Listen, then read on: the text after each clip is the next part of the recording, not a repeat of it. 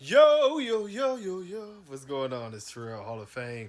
D Line, TBKC, and all that sweet, beautiful, wonderful shit. All right, let's talk about this extreme thing. And I may make it tomorrow's, if not tomorrow. But the extreme. This is why.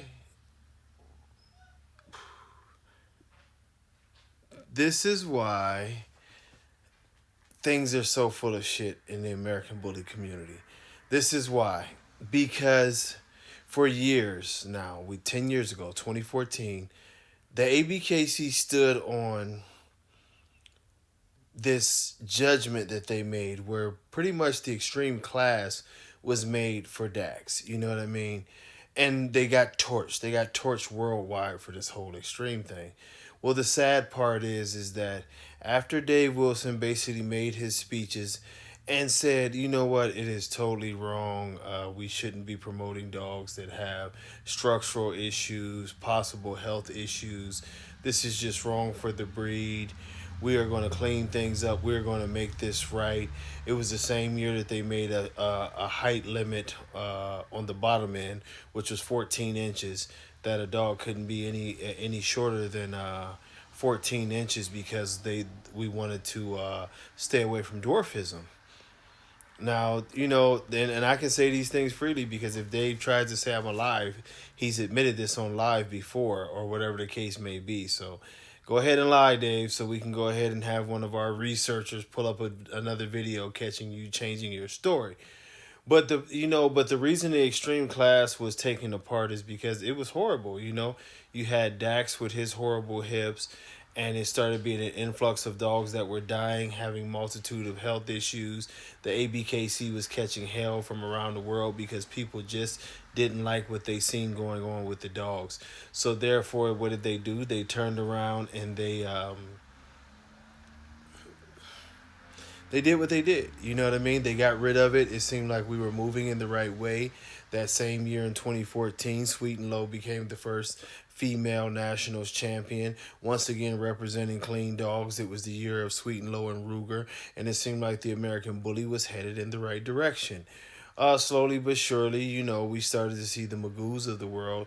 As they went other places, they didn't have an extreme class, but the so called plan was, which I never agreed with, which was to, well, if they are really clean, extreme dogs, then they can be bred in and we can't just strip every dog of their paper. I said strip them all or either make them their own breed so you didn't mess up the American Bully. Well, now we're seeing 10 years later, we're seeing a worse dog. Beanstalk is far worse than a Magoo. Beanstalk is far worse than a lot of the dogs that were back then. And you're seeing dogs that are, you know, that have over the last years built a reputation for dying very early. They have shoulder issues. They have elbow issues. They're showing deformities. You're seeing a dog once again like Beanstalk, where his facial features are changing to look like Alf. You're seeing dogs that are just way, way overextended, and you can see that their shoulders are displaced. And what I mean by displaced is the shoulders are supposed to go straight up and down.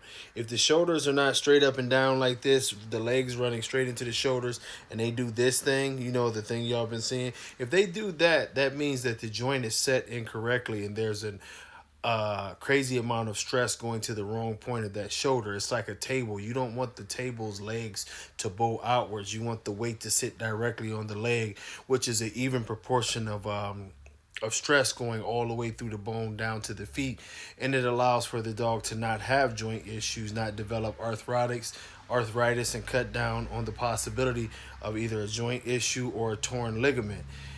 It all flows together. These dogs are the opposite of that. They have breathing issues. We've heard the stories about some of these dogs dying while vomiting, in bed with their owner's kids, and sad stories like that. We've seen a lot of them just die, die, die.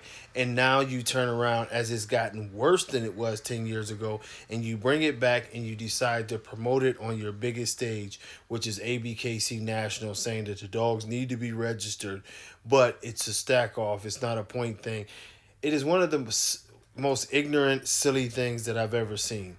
For you to make the right decision after you made the wrong decision, then to come back and glorify it at the biggest event once again as a money grab, just shows the evilness and the ugliness that this organization is operating with. You don't care about dogs, because if you cared about dogs, there's no way that you would be promoting these dogs. There's no way. I'm not trying to pick on anything, but look at Oscar the Grouch, and you tell me that that's good confirmation.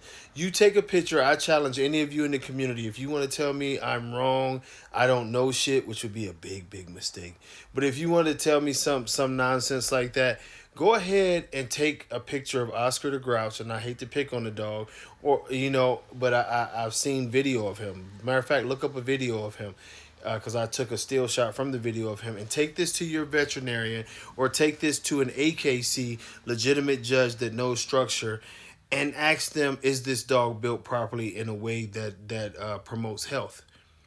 See what the answer you get. It's not to pick on the dog. It's about us cutting away the ignorance of this community, that we are going to breed things that are obviously very bad for the dogs, and we're getting laughed at around the world. This is the reason why insurance companies are telling the veterinarians to not deal with us. This is a fact. This is one of the reasons presenting these type of dogs as American bullies or a part of our community is one of the reasons why many of your veterinarians now will not take your dogs, and it's spreading. One of the reasons why legislation is being brought back, even in the great state of Texas, now legislation is being brought in to limit breeders on how many breedings they can have. Getting a breeder's license in order to be able to breed because of these type of dogs, and this is the example. That and the fact that, we'll go into the XLs later on, which I have, so we don't even have to go into that. But it's time for our community to take a stand against this greed. The ABKC has no reason to promote these dogs. The ABKC has no reason to promote the Merle. These are two dogs that obviously hurt the reputation and the integrity of the American Bully breed and canine breeds in general. It is time to get rid of this stuff and stop making our community look bad. If the registry was what it was supposed to be about, actually looking out for the integrity and protecting the American Bully breed, these dogs wouldn't even be a question as they was when we started. These were big no-nos. Especially the Merle was a big no-no. When the Extreme came along, it was a big no-no to the point to where the ABKC, for the only time in the history that it's been a registry and the only time that Dave Wilson has ever admitted to doing anything wrong in his life, removed it as a breed from the registry. Why the fuck are you bringing it back worse all these years later?